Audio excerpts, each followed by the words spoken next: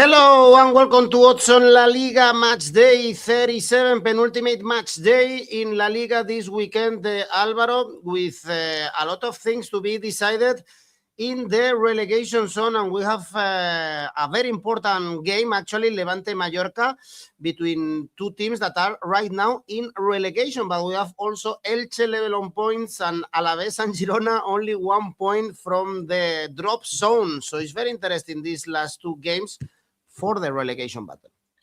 Yeah, it is unbelievable, really. I think that we haven't seen a relegation battle like this for a very long time. The only certainty is that Oviedo is going down to the second division. That's confirmed. But Levante is on the rise.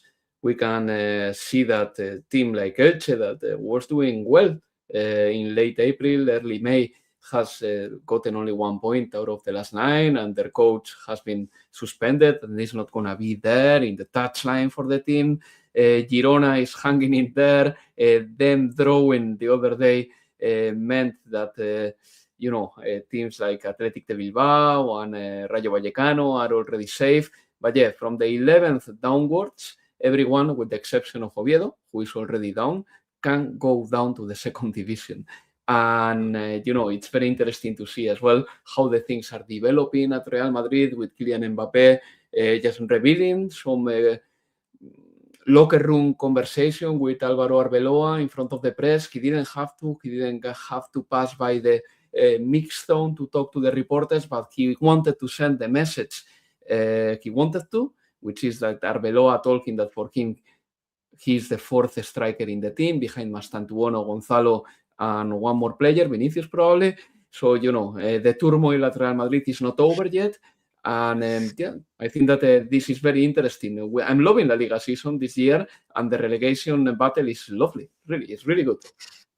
It's absolute nonsense what is happening in Madrid. First with Florentino Perez press conference that was very bizarre, to say the least.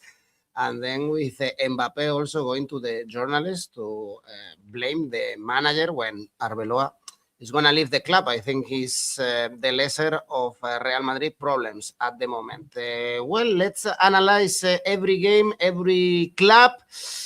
And let me know in the comments what you think about the La Liga. And now let's go on with the show.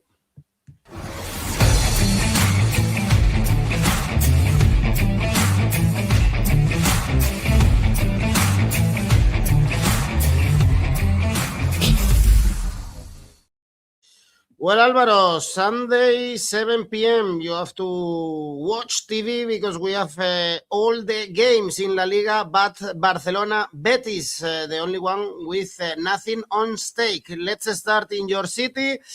In Bilbao, Athletic Celta, this is for Europe.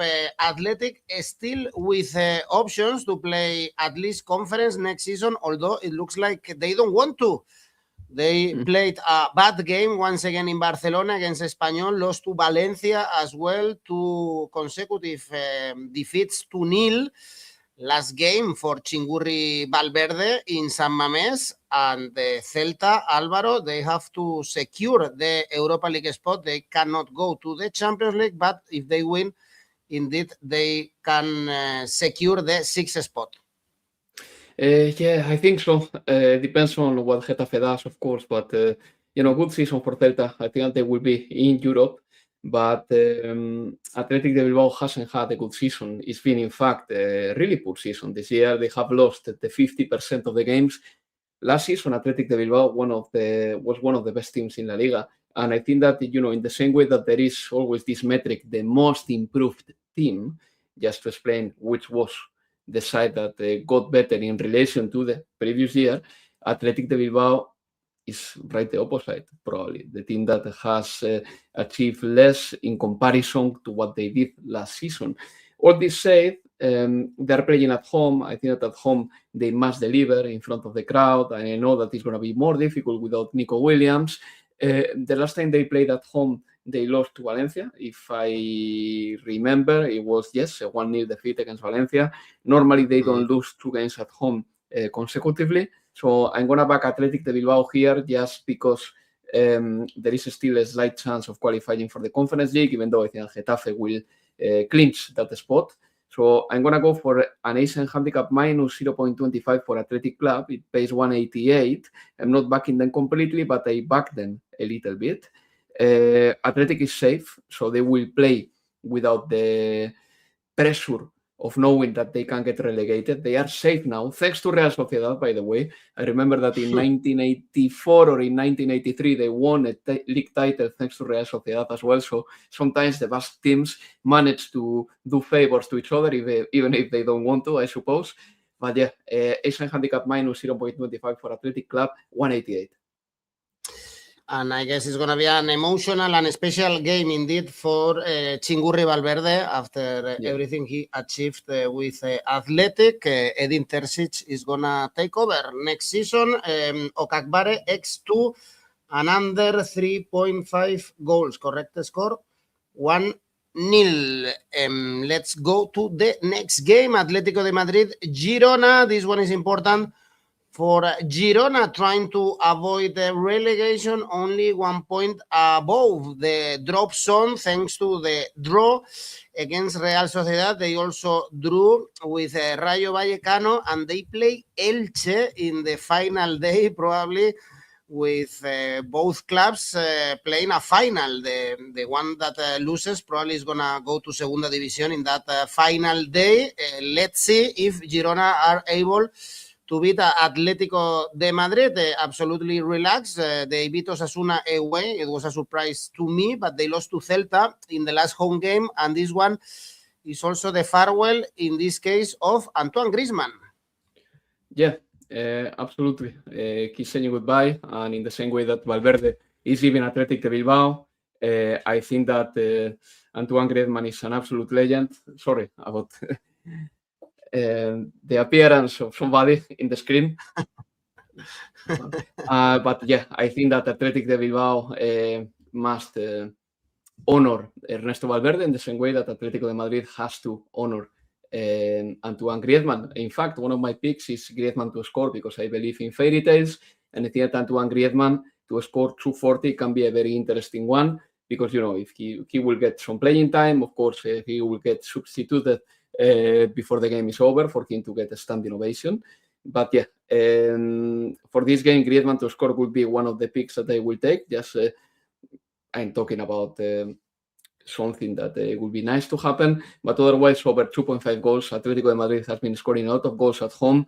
Girona, you know, they are suffering this season. They got a draw the other day, thanks to Stuani, who is legendary as well in his own way for Girona too, scoring 2 goals in the last 2 games, just keeping Girona with a little bit of a lifeline. And, you know, I think that I will go for over 2.5 goals in this game, because Atletico de Madrid scores many at home this season, and Girona, if they receive one, they have to go for the draw. So yeah, that would be my pick. Over 2.5 goals, 170. Some people say Antoine Griezmann is the best player in Atletico de Madrid history, but he didn't win La Liga title, for instance, with Atletico de Madrid. Only, I think, Europa League and a Copa del Rey, if I'm not mistaken. Yeah, not sure, actually, about the Copa del Rey. No, he didn't win the Copa del Rey. Antoine Griezmann won Europa League in 2018 for Atletico de Madrid, and this is the biggest title he has won with them. And internationally, he has won a World Cup, but he's been close to winning more trophies with France. But he lost the final in 2016, and he lost the World Cup final in 2022, if I am not wrong. So, you know, being the star. Yeah.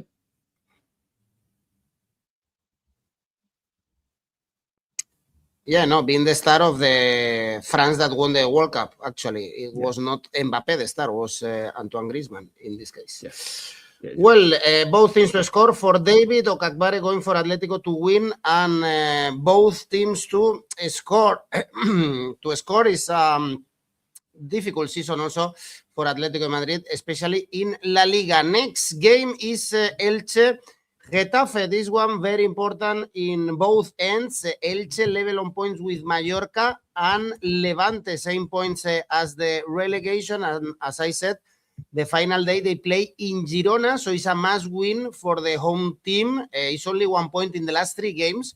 For Elche, they are favorites, as you can see in the odds, but they are playing against a rock like this Getafe, about to qualify for the conference. It was a key win, the one against Mallorca. So, Álvaro, this is a very important game for both sides, of course, especially for Elche. Yes, of course. Just very quickly, before anything on Getafe, I think they have done a very good season, but they haven't been particularly better than in previous seasons. I think the rest of the sides have gotten worse. Getafe more or less has kept their level. And that's why they can qualify for Europe. They've got 48 points, which is fine. It's not amazing, it's fine. But, it's really weird that Real Sociedad, Atletico Bilbao, Valencia, Sevilla, all these teams, they are 45 points or below. Getafe is just doing what they have to do, plain and simple. And they have done a great job. Don't get me wrong. I think that the job of Bordalás is fantastic.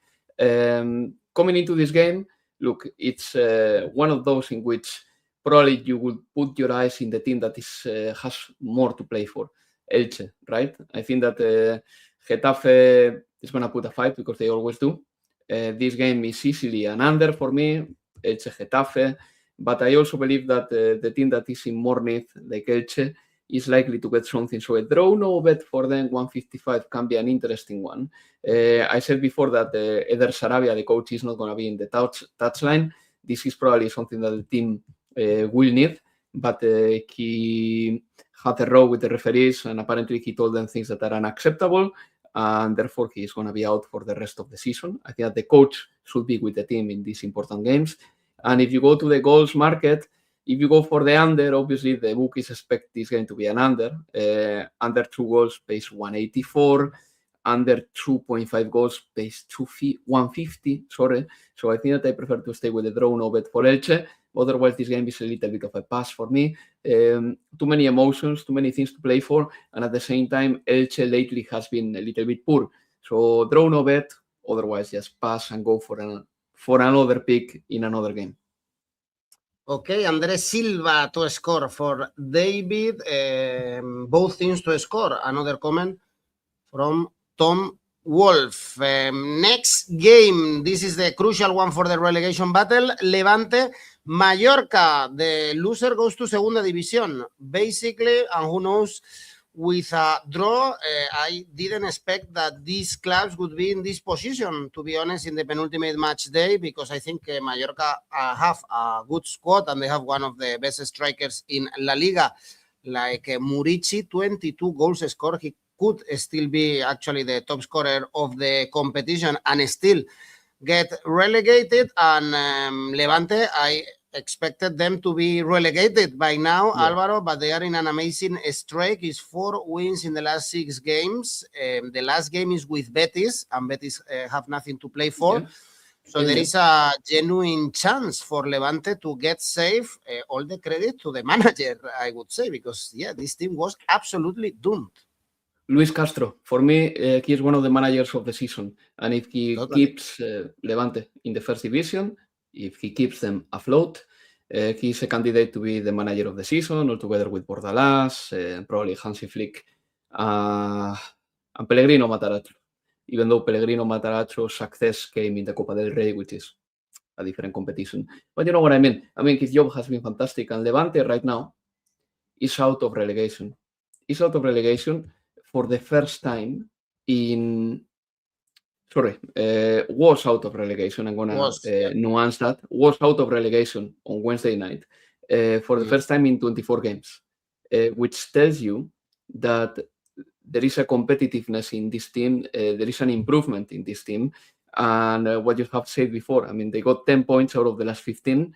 And on Wednesday evening, they were out of relegation. I think that I'm going to go for the dynamic here. I'm going to go for the trajectory and the run. And I think that Mallorca is in the losing run right now. They are suffering. They got only 1 point of the last 6, whereas Levante got 6 points of the last 6, and they are playing at home. Level on points, we know about that. But I'm going to back the home side here because I think that they are doing really well. And probably this is going to be one of my strongest bets this weekend. But it's going to be Levante to win. 220. Otherwise, I could handicap them with an ace and handicap minus 0.25, which would be something a little bit more conservative. That will pay in the region of 1.90. But I prefer Levante to win here, 220. I think Mallorca is really suffering, and Levante, for some reason, they have managed to lift, and they've got a positive vibe about them. For sure. And then Mallorca away, they've been so poor this season. They are the second worst team, only with 9 points. We can see there the options for the Asian handicap. Here, if we check smart bet, is going for an under game. Usually relegation games are under corners. In this case, in my opinion, you should also look at the under market for goals, and it's going also for double chance for Levante. Levante or draw is only 1.3, but there is not much trust in this Mallorca. 𝗗𝗦𝗦𝗅𝗏 going for a draw, also True Light going for X2. In this case, he thinks Mallorca are gonna win this game. Next one, also for the relegation battle, is Osasuna Espanyol, and the draw would be perfect for both sides, 42 points. If they shake hands, Alvaro, and go home, I think both clubs will be very happy. Espanyol finally won in this 2026. I think it was 18 games without a win, and it was 𝗗𝗜𝗦𝗏𝗗𝗏 once again scoring for this Espanyol. We could see the manager crying even when Espanyol won that game. Imagine the tension of Espanyol fans. The last game, by the way, is against Real Sociedad, so should be also doable at least to get a draw. And Osasuna, somehow they are still in trouble with 3 consecutive defeats. Alvaro, they are not safe yet. No, they are not safe. I think that this game is one of those that is going to be quite nervy as well. I think that Osasuna may get something out of this game, but it's going to be marginal. If they win, it's going to be by a short scoreline. They could draw as well because they're playing at home, and we know that Osasuna at home has been really good. But I also believe that Espanyol has turned a page. That was a turning point. Now they have to build on what they got against Athletic de Bilbao. I knew that Espanyol was going to get something against Athletic de Bilbao, just checking how bad Athletic historically, over the last 20-25 years, has been at Espanyol ground. Espanyol turned a page. They won a game, finally. They won a game in 2026. And I think that they are not going to give up easily in this coming game against Osasuna. So I'm going to back Espanyol without losing my trust in Osasuna. And how do I do that? Backing Espanyol with an ace and handicap plus 0.75. So basically, if Espanyol loses this game by 1 goal, you suffer half a lose. But if they draw, you win your stake. So I'm going to back Espanyol with an ace and handicap plus 0.75. I don't think that they are going to lose heavily here. In fact, I think that they can even get a draw in this game, 157. Well, the most logic thing here is a draw with both safe, almost safe. I think with 43 points you are safe, but with 42 you can go to Segunda División this season easily. 𝗗𝗦𝗦𝗅𝗏 going for a draw, True Light going for Espanyol to score first. Next game is Rayo Vallecano Villarreal. Rayo Vallecano are safe. It's the first time in their history that they are going to be 6 consecutive years in Primera División. They are going to play the conference final. So we can say it's the best moment in the history of Rayo Vallecano. Also thanks to Martín Presa, I have to say, even if his figure is very controversial in Vallecas, this is the president, but of course Íñigo Pérez, Álvaro, last game at home for the manager is a miracle what the Rayo Vallecano are doing. They are unbeaten in the last 7 games, and now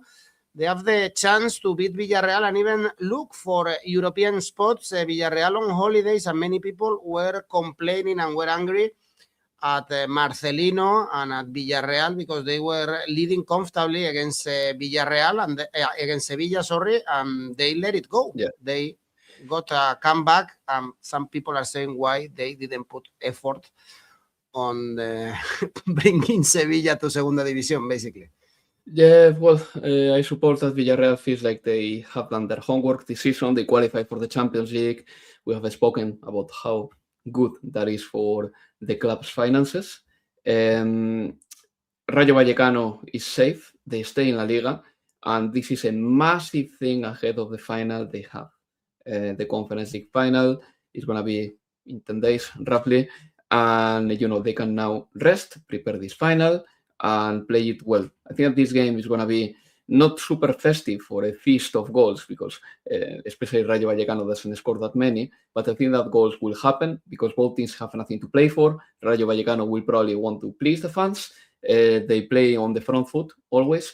Villarreal is capable of scoring. They've got quality up front. We know that. And since Rayo Vallecano stays in La Liga and Villarreal has very little to play for and they leave the back door open a little bit as we saw against Sevilla, as you say, I'm going to go for over 2.5 goals, 175. And, when it comes to Martín Presa, some fans may argue the opposite, Edu. They are not very happy with him. In sporting terms, Rayo Vallecano has achieved a lot, but the club has to be modernized a little bit more. And that is something that Martín Presa will have to do at some point. But yeah, over 2.5 goals, 175. Correct score, 1-1 could be an option here indeed. The next game is Oviedo Alaves, last game in Asturias in Primera División for Oviedo, saying goodbye to Primera. We saw Cazorla also saying goodbye to the Bernabeu, being, of course,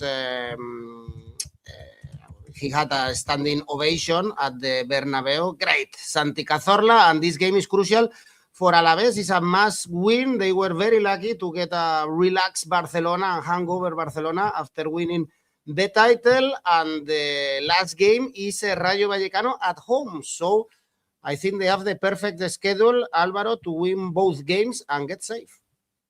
Yeah, I think that they have an opportunity here. I know that Oviedo is saying goodbye to the first division.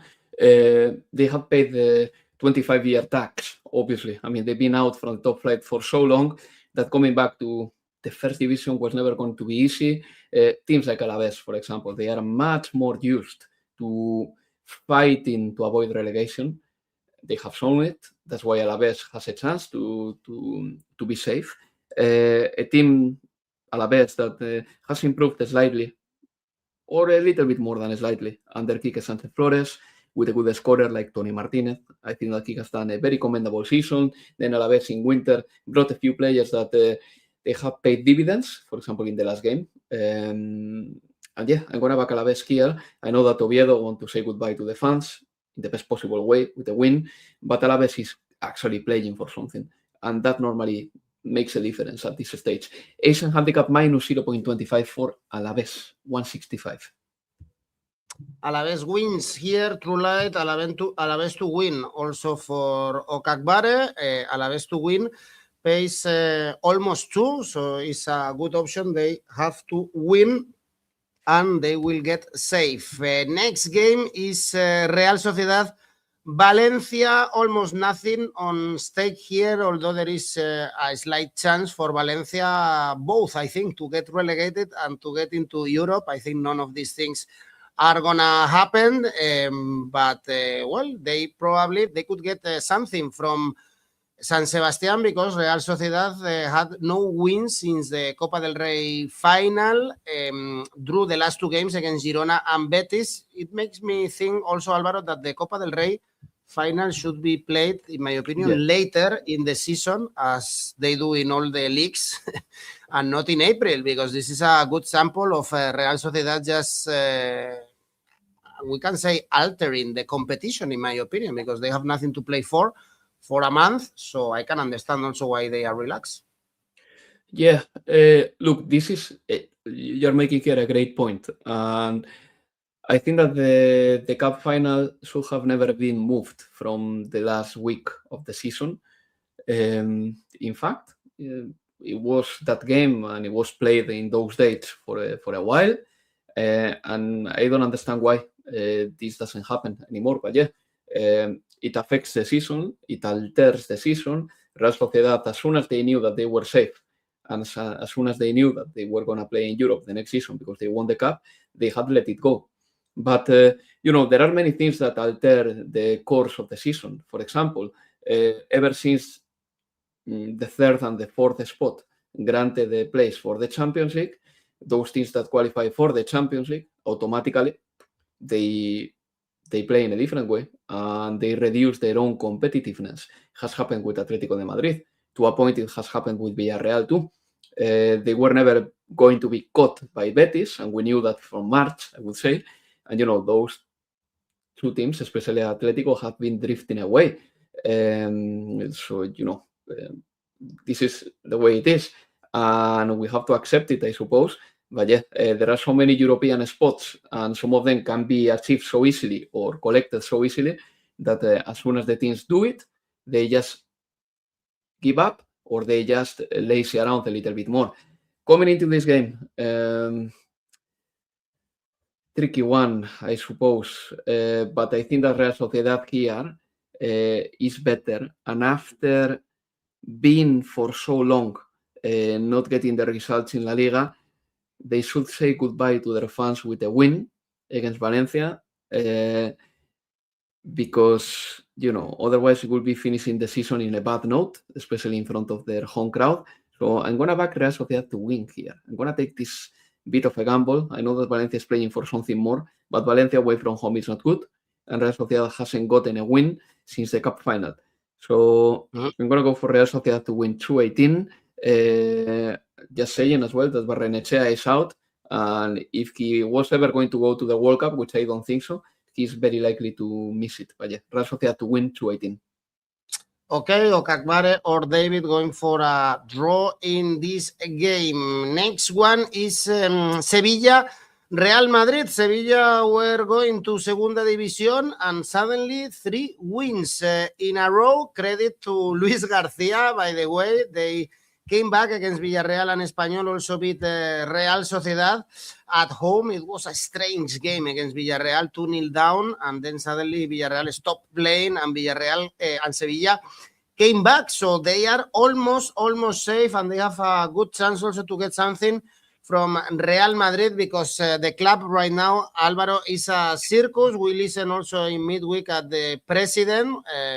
We thought he was going to do balance, in my opinion, of the season, trying to say or to explain what happened in the club, and he basically just went against the press, against the reporters. We could see an old Florentino Perez, an aging president, in my opinion, and you understand how the club is going when you listen to Florentino Perez. And just 1-2 days later, Alvaro, we listened to Mbappé after being booed by the Bernabeu very clearly. I think it was one of the worst of the season for a player, because we mentioned in this video how he went on holidays to Italy while the teammates were playing against Espanyol, how he didn't want to play El Clásico, and now also he went to the press basically to criticize Arbeloa. I think he's been really poor managed or advised by the friends or whoever advise Mbappé, but it's a nasty situation, not only with the teammates. I don't think he's beloved in the dressing room, but also with the fans. At this moment, I don't know which star the fans love the most, if Vinicius or Mbappé, because both of them have been really poor this season in their behavior with the teammates and with the fans. Yeah, well, to the point that I don't know how many goals does Mbappé have to score to get forgiveness from the fans. I don't know if forgiveness can be bought by goals at this point in time. We're talking about the Pichichi of La Liga. He's the top scorer of La Liga. In scoring terms, he has had a good season. But, maybe to repair the relationship with the fans, something more is needed. If he does a very good World Cup, I'm sure that the fans will say, look, he had a great World Cup, but at the end of the season, he wasn't there for Real Madrid and he didn't play El Clásico. If he has a bad World Cup, obviously the criticism will exist as well. So the relationship with Mbappé is a little bit of a a shaky one right now with Mbappe and the fans. Mbappe needs Arbeloa to go. That's for sure. Does Real Madrid need Arbeloa to go? I think so too.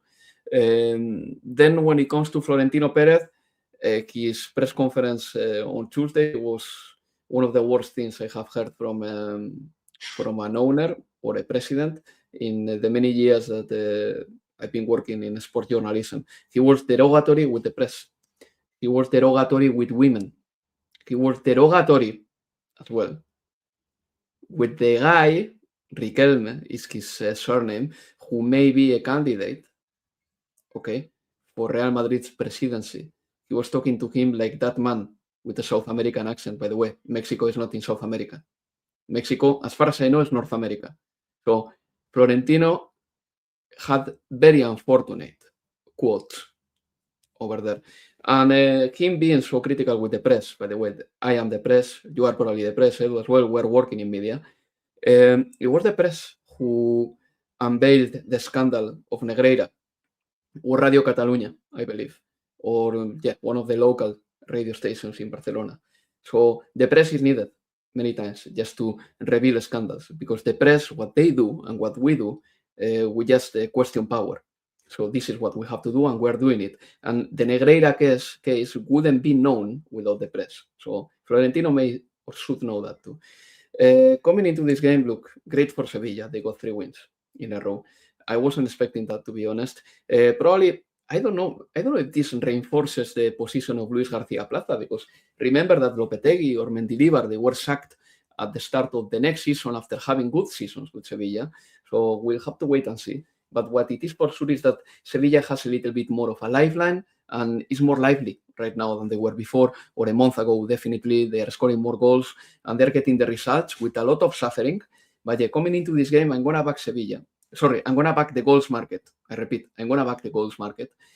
Over 2.5 goals, 175. I think that both teams are capable of scoring. Sevilla scored 3 against Villarreal, one of the best defenses of the league, and they are playing at home. Real Madrid, of course, we know that they have firepower, Mbappe or not.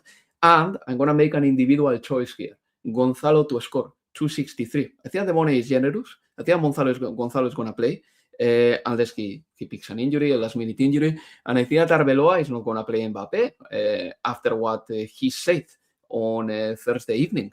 So Gonzalo is going to start, and I think Gonzalo can score. Gonzalo to score 263.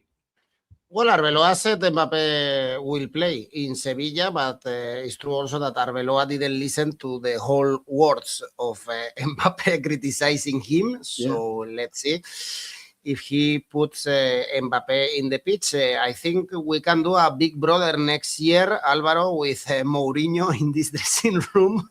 If everyone stays with Bellingham, with Vinicius, with Mbappe, with Valverde, with Tchouaméni, and you add on top of that Mourinho, and it can be like Big Brother would be very interesting indeed. Yeah, let's see what happens there. I think that Mourinho will see it as probably his last dance, just to do something great.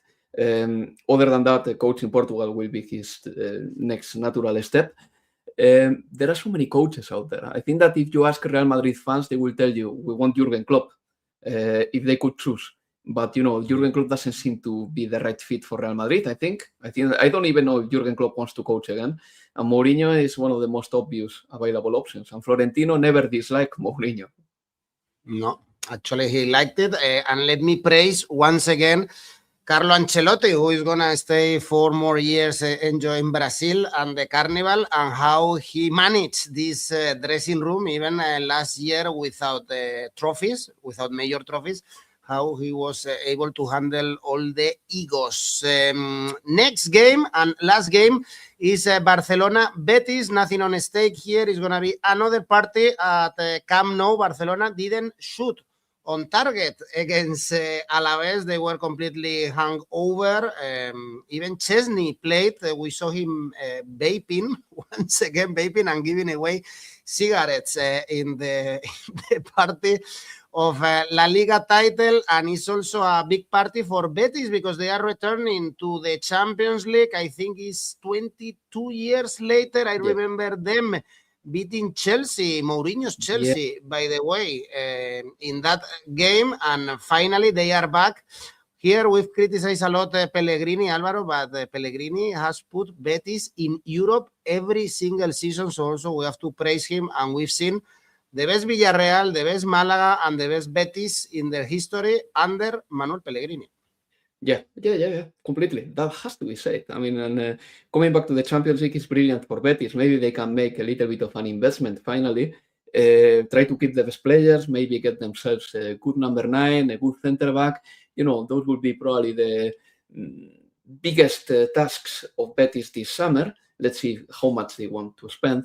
And yeah, it's great that you mentioned that Betis beat Mourinho's Chelsea. I think that it was 2004 or 2005. I cannot say right now exactly, but what I do know is that there was a player in that Chelsea who said once in an interview after retiring that the most difficult winger he had to play against was Joaquin. I'm talking about Ashley Cole. Ashley Cole has played against everyone. And he said that the most difficult winger he had to mark was Joaquin, not only for that game, Betis-Chelsea. I'm not too sure if both of them featured in that game. He was talking more about the game between Spain and England. But anyway, coming into this game, look, this is the opportunity for me. If you want to bet in this game week 37, I think that this game with two teams with very little to play for, Barcelona, Betis after, they will be in a kind of a similar situation to Barcelona against Alaves. Betis, they have done the job finally. They can relax a little bit. They will be playing in the Champions League. Barcelona is playing at home. We know how good Barcelona has been at home this season. I think that they got all the points they could playing in their own ground. So yeah, I'm gonna back Barcelona here with an Asian handicap -1, and I will combine it with over 2.5 goals in this game. That gives you a total of 202. I think that this mini ACA inside the game can be a very interesting one, definitely. Okay, Barcelona to win at halftime and full time. For True Light, Anthony, anytime goal scorer. Friendly game, indeed. Well, this is it. Penultimate match day in La Liga next week. We have our last show. Alvaro, remember, guys, you have the tipster competitions going on, available for you, completely free to participate, and you can win some money thanks to the prize pool we have in our website. And also check out Rivals and create your own tipster league. Alvaro, your safe bet? Barcelona to win, 140. And your ACA? Yeah, a draw no bet for Athletic Club. Barcelona to win, Barcelona Betis over 2.5 goals. Altogether, 296. This is it, guys. Thank you, Alvaro. See you next week. Bye-bye. Bye-bye.